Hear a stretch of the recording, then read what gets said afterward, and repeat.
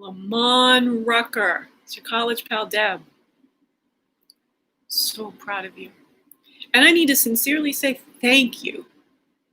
Thank you for the way that your career has enriched my life, from afar, from enjoyment, from seeing you actually get to be exactly what you planned to be.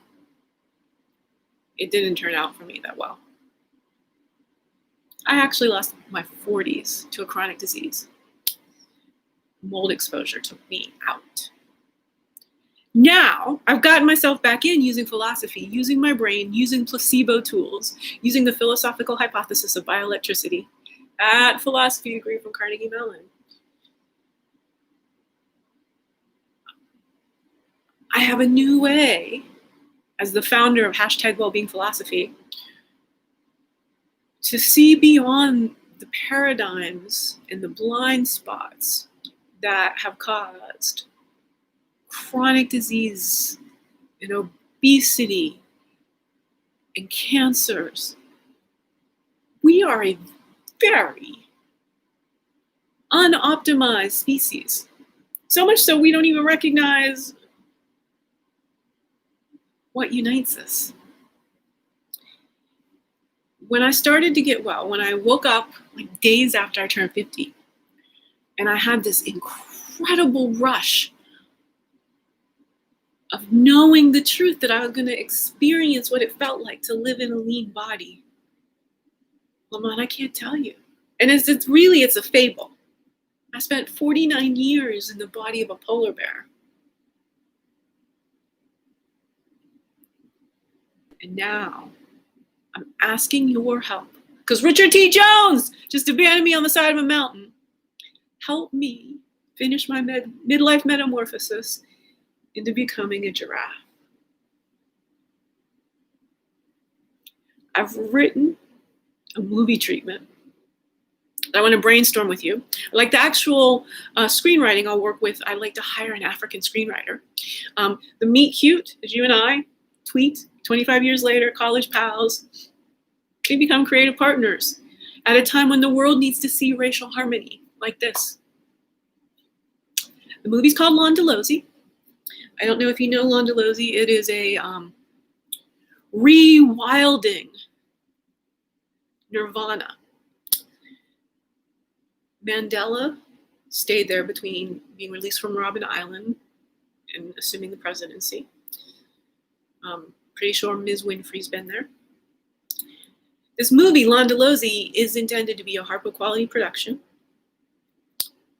The meet cute is our reuniting and wanting to go on a location scout to Africa to explore African ancestral healing practices, because I'm all interested in midlife metamorphosis and explaining human potential and teaching all of us that we're all Africans ancestrally. So you and I go, we're going to have a little fun, talk this all out.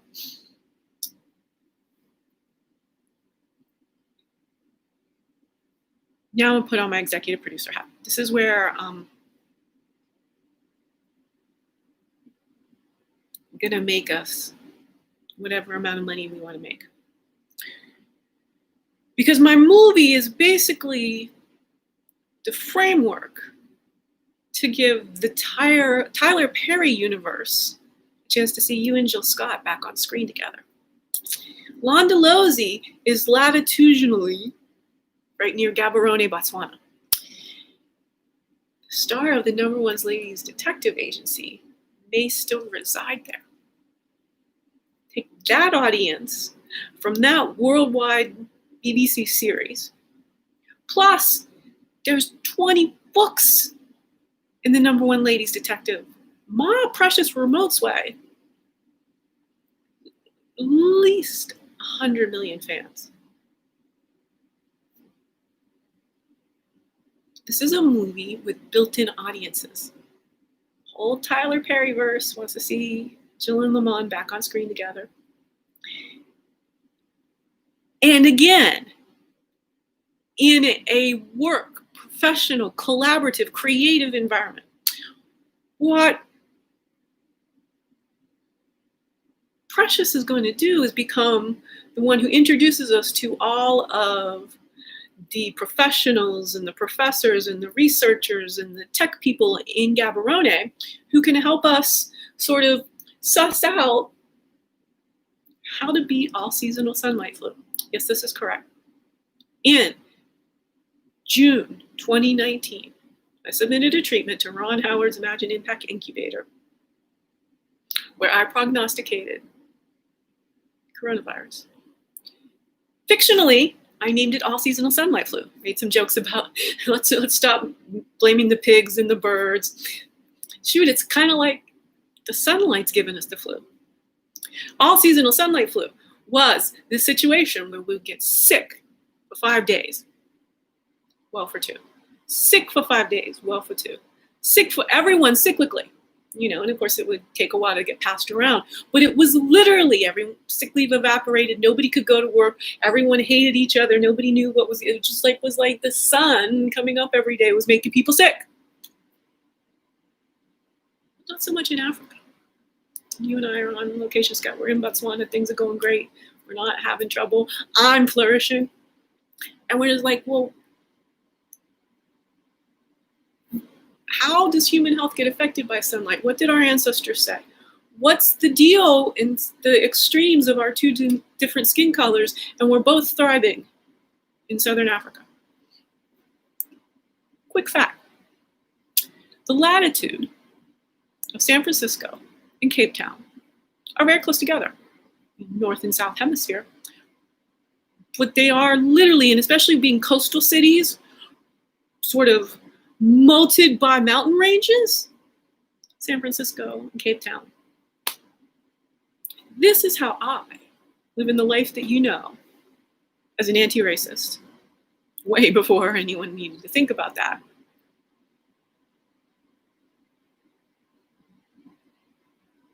I want to demonstrate racial harmony through the lens of being somebody who learned.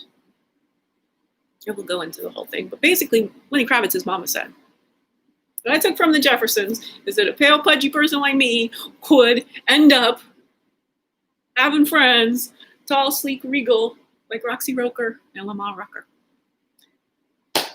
I mean, okay, yeah. How much is it worth? I just compared you to Roxy Roker and me to Tom Willis.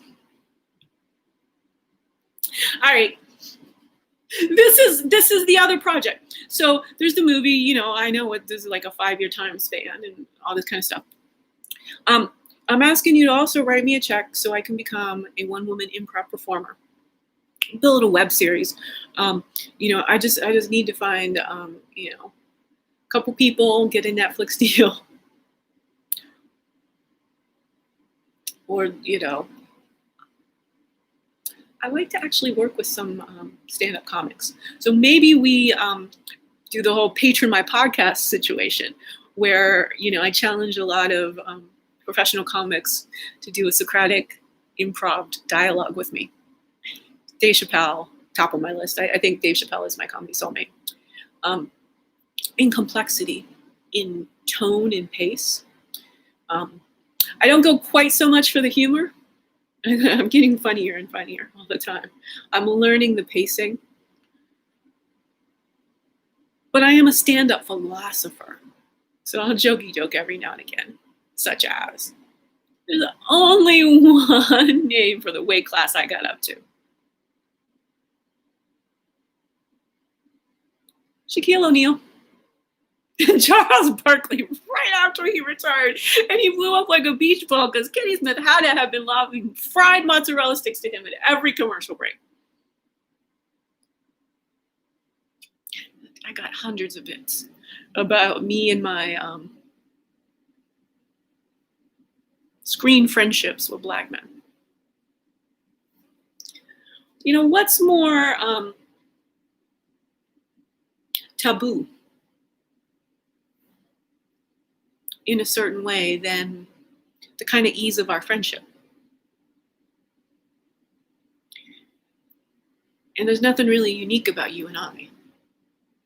That happened so long ago that this is not my reaction. This has been who I've always been. So what I see most white people doing right now, it's supposed to be quick. Sorry, I get going. I don't have one of the challenges, and this is part of why I'm failing. The admin and the networking of finding an executive producer who could have written a check so I didn't have to. But there's nothing better than the PR of you actually in real life being a pal of the curvy gal and being able to give me a job in your general store right now. Set me up as the line producer for Lon Delosey, and help me meet some people who can help me challenge Dave Chappelle to a Socratic dialogue. Yeah, that's all. That's it in a nutshell. Look, Chappelle, I know you all both went to Duke Ellington. How many white women go, oh, well, I'm 1 degree of separation from my, and again, I never actually watched Chappelle's show. I just somehow, so after Ron Howard turned me down, I figured what to do. It was September 15, 2019. I watched Sticks and Stones. I saw this one, and some of them are 60 minutes, some of them are 75, I don't know, 60 to 90 minutes, he gets his all. I'm like, that's how my brain works. And over this year, there's a long version, a 33-minute version, where I talk a lot about a lot of comics. Oh no, there's a 90-minute version to Eddie Izzard. Ms. Eddie? Another. I've been internally practicing being a stand-up, truth-telling philosopher, baby comic forever. Now, I'm a bit meta about all this because I really want to stick with improv as much as possible. Now, I want to convey information. I want to tell people about how I lost 150 pounds in 15 months after I turned 50, tell people about my theories of chronic disease. I want there to be some real content that starts to get diffused. But it's this process of being able to use your mind and to follow your thoughts and to do stream of consciousness that is not just hemming and hawing and blah, blah, blah. It bringing the creative process out into discussion. Because that's the evolution of consciousness, is being performer ready to adapt, evolve, to do yes and. To take whatever random scenario life throws at you and have models of people who can demonstrate how to roll your yoga ball with the punches. I'm not the chick you've made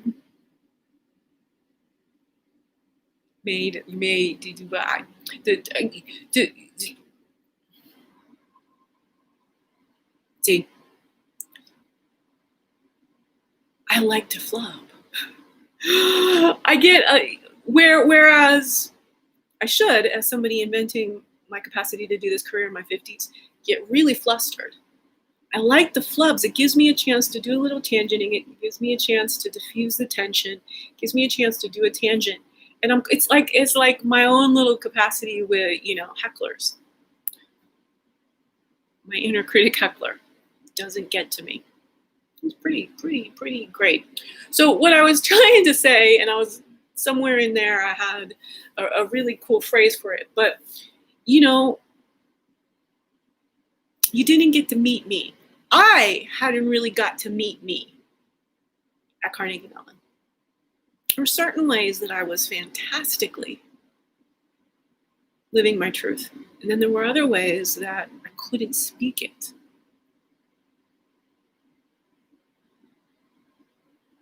So Richard T. Jones in my life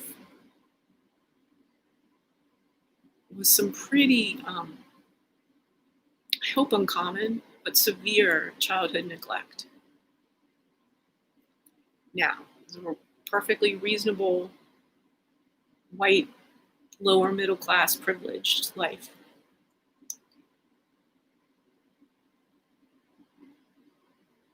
But the tiki torch whites didn't touch me.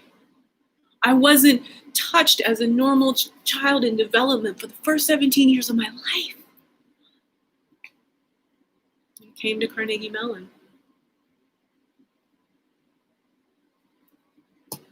Yeah, I don't have the photo. Yeah, I do.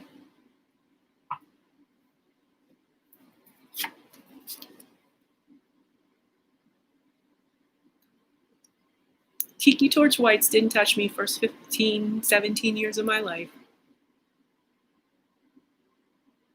Came to Carnegie Mellon, met a whole bunch of Black people who touched me.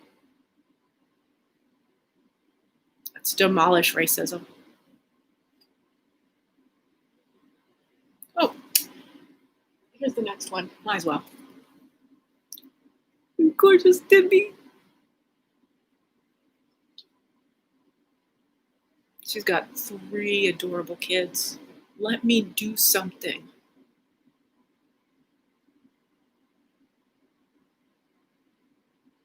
To unhinge the tiki torch whites as one of them. All the way from Gaborone, Botswana.